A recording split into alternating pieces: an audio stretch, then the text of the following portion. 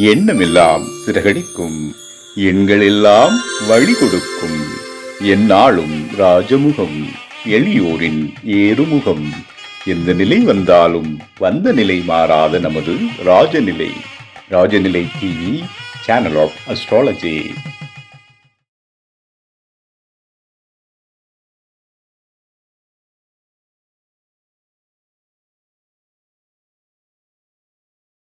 வாழ்க வையகம், வாழ்க வையகம், வாழ்க வளத்துடன். அம்மா அப்பா பாதம் பணிந்து வணங்குகிறேன். ஜோதிட குருமார்களுக்கும் நவகிரகங்களுக்கும் பஞ்சபூதங்களுக்கும் பிரபஞ்சத்திற்கு அன்பான வணக்கம். கதிரவன் மதியம் அங்காரகன் புந்தியும் கருணை உள்ள சுரதம் குருவும் காரவன் காரியம் ராகும் கேதும் கருதுமிக சோமாக 11ஆம் இடம் வந்து உச்சநிலை நின்று பரிவோடு மகிழ்ந்து அலட்சியம் என்றோம். உலகெங்கும் உள்ள ராஜநிலை டிவி ரசிக பெருமக்கள் அனைவருக்கும் உற்சாகமான காலை வணக்கம்.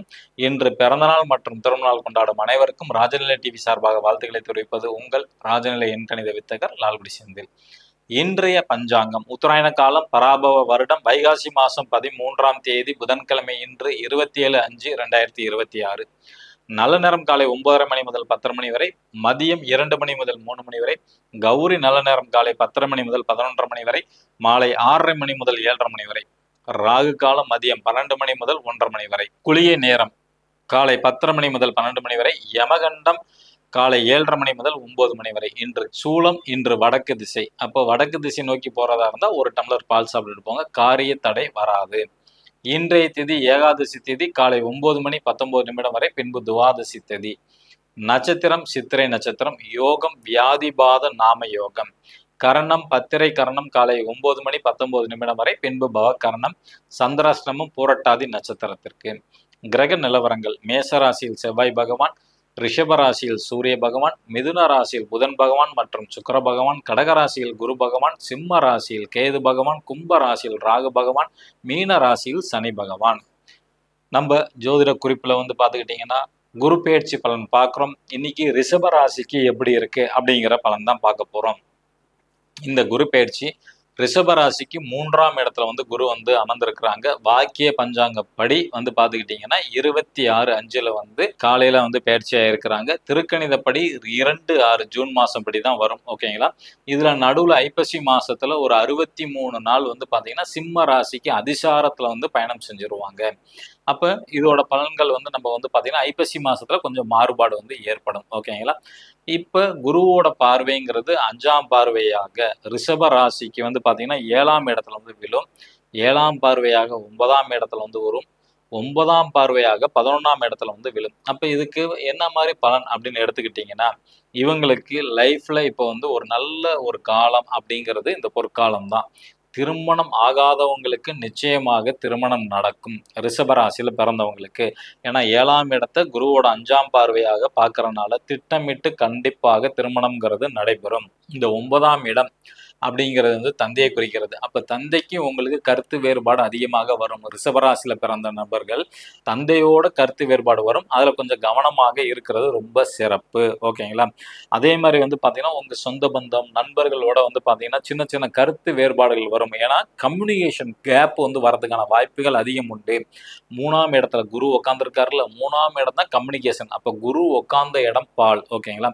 அப்ப 3ஆம் இடம்ங்கிறது தம்பி தங்கச்சி மாமனாரை குறிக்கக்கூடிய இடம். அப்ப அவங்களோடையும் சின்ன சின்ன கருத்து வேறுபாடு வரதுக்கான வாய்ப்புகள் உண்டு. அதே மாதிரி 3ஆம் இடம் தான் முயற்சி வீரியம் வெற்றி அப்படின்னு குறிக்கக்கூடிய இடங்கள். அப்ப அதுல எல்லாம் உங்களுக்கு பாத்தீங்கன்னா ஒரு சோர்வு ஏற்படும். ஏன்னா 3ஆம் இடம் முயற்சி இருந்தாதான் வெற்றி அடைய முடியும்.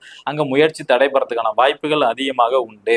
அதே மாதிரி பாத்துக்கிட்டீங்கன்னா இவங்களுக்கு 5ஆம் பார்வைங்கிறது 7ஆம் இடத்துல விழுகிறதுனால 7ஆம் இடம்ங்கிறது மனைவியை குறிக்கக்கூடியது. ஓகேங்களா? அப்ப மனைவி மேல அதிகப்படியான ஆசை வரும். மனைவிக்கு கடிதம் எழுதுறது, அதாவது கவிதை எழுதுறது, இந்த மாதிரி அமைப்புகள் உண்டு. இப்ப டீனேஜ் வயசுல பசங்க இருக்கிறாங்க அப்படின்னா அந்த லவ் மூடுல கவிதை கட்டுரை இந்த மாதிரி பாடல்கள்லாம் எழுதுறதுக்கான வாய்ப்புகள் அதிகமாக உண்டு. ஒரு சில பேர் டைரக்டரா கூட வாய்ப்புகள் கிடைக்கும் ரிஷபராசியில பிறந்தவங்களுக்கு. புதிய முதலீடு செய்யவே கூடாது இந்த காலகட்டத்துல. படிப்புல நல்ல முன்னேற்றங்கள் உண்டு. அதே மாதிரி உணவு தொழில் அல்லது டிரான்ஸ்போர்ட் தொழில் செய்யறவங்களுக்கு நல்ல அமைப்பு உண்டு. ஓகேங்களா? மனைவிக்கு அதிகப்படியான செலவுகள் செய்யக்கூடிய சூழ்நிலைகள் வரும். கொஞ்சம் கவனமாக இருக்க வேண்டும்.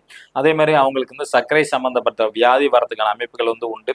அல்லது கால் சம்பந்தப்பட்ட பிரச்சனை அல்லது தொடையில பிரச்சனை வரதுக்கான வாய்ப்புகள் உண்டு. இப்ப குளிக்கும் போதோ, இப்ப வெயில் காலம் அதனால பச்சை தண்ணி தான். குளிர்காலத்துல பாத்துக்கிட்டோம்னா குளிக்கும்போது சுடு தண்ணி வந்து தொடையில ஊற்றிக்குவாங்க, அல்லது காஃபி டீ வந்து குடிக்கும்போது தொடையில ஊற்றிக்குவாங்க. நெருப்பு காயம் படுறதுக்கான வாய்ப்புகள் அதிகம் உண்டு. லாபம் அதிகமாக சம்பாதிப்பாங்க. ஏன்னா 11ஆம் இடம் லாபஸ்தானம், அது குருவோட 9ஆம் பார்வையை பார்க்கறனால நிச்சயமாக இந்த குரு பெயர்ச்சியில ரிஷபராசிக்கு அதிகப்படியான லாபங்கள் வந்து உண்டு. ஓகேங்களா?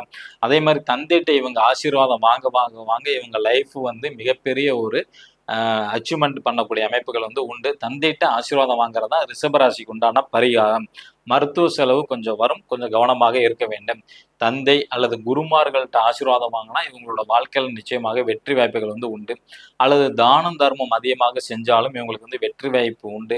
ஜீவ சமாதி வழிபாடு பண்ணாலும் இவங்களுக்கு வந்து வெற்றி வாய்ப்பு வந்து உண்டு. சிவபூஜை செஞ்சாலும் வெற்றி வாய்ப்புகள் வந்து உண்டு. மாதம் ஒரு முறை உங்களால முடிஞ்ச காய்கறியை வந்து தானமா கொடுக்கலாம். அதாவது ஆதரவற்ற இல்லங்களுக்கு வந்து நீங்க கொடுக்கும்போது உங்களுக்கு தேவையான அந்த மருத்துவ செலவு எல்லாமே கம்மியாகும். ஓகேங்களா?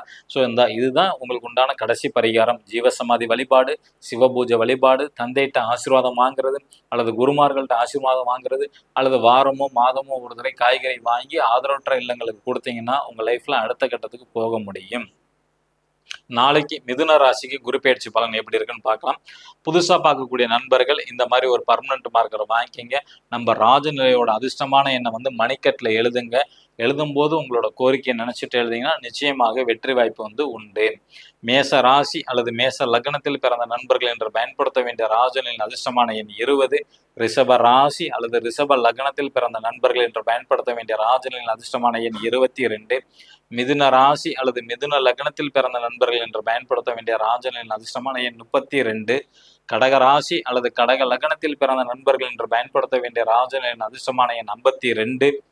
சிம்ம ராசி அல்லது சிம்ம லக்னத்தில் பிறந்த நண்பர்கள் என்று பயன்படுத்த வேண்டிய ராஜநிலையின் அதிர்ஷ்டமான எண் 64. கன்னி ராசி அல்லது கன்னி லக்னத்தில் பிறந்த நண்பர்கள் என்று பயன்படுத்த வேண்டிய ராஜநிலையின் அதிர்ஷ்டமான எண் 72.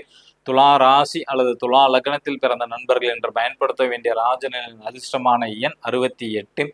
விருச்சக ராசி அல்லது விருச்சக லக்னத்தில் பிறந்த நண்பர்கள் என்று பயன்படுத்த வேண்டிய ராஜநிலையின் அதிர்ஷ்டமான எண் 87. தனுசு ராசி அல்லது தனுசு லக்னத்தில் பிறந்த நண்பர்கள் என்று பயன்படுத்த வேண்டிய ராஜநிலையின் அதிர்ஷ்டமான எண் 92. மகர ராசி அல்லது மகர லக்னத்தில் பிறந்த நண்பர்கள் என்று பயன்படுத்த வேண்டிய ராஜநிலையின் அதிர்ஷ்டமான எண் 93. கும்ப ராசி அல்லது கும்ப லக்னத்தில் பிறந்த நண்பர்கள் என்று பயன்படுத்த வேண்டிய ராஜநிலையின் அதிர்ஷ்டமான எண் 89. மீன ராசி அல்லது மீன லக்னத்தில் பிறந்த நண்பர்கள் என்று பயன்படுத்த வேண்டிய ராஜநிலையின் அதிர்ஷ்டமான எண் 33. இவை அனைத்தும் காமனான ராசி பலன் தான். உங்க ஜாதகப்படி நீங்க பயன்படுத்தக்கூடிய பாஸ்வேர்ட்ல இருந்து எல்லாத்துலயுமே பணம் ஈர்க்கக்கூடிய நம்பரா அப்படின்னு தெரிஞ்சுக்கணும். கீழே உள்ள வாட்ஸ்அப் நம்பருக்கு தொடர்பு கொள்ளுங்க. இந்த நாள் இனிய நாளா அமைய அடியேனும் பிரபஞ்சனம் பிரார்த்தனை செய்து கொண்டு உங்களிடமிருந்து விடை பெற்றுக் கொள்வது உங்கள் ராஜநிலை எண்கணித வித்தகர் லால்குடி செந்தில். நன்றி, வணக்கம், வாழ்க வளத்துடன்.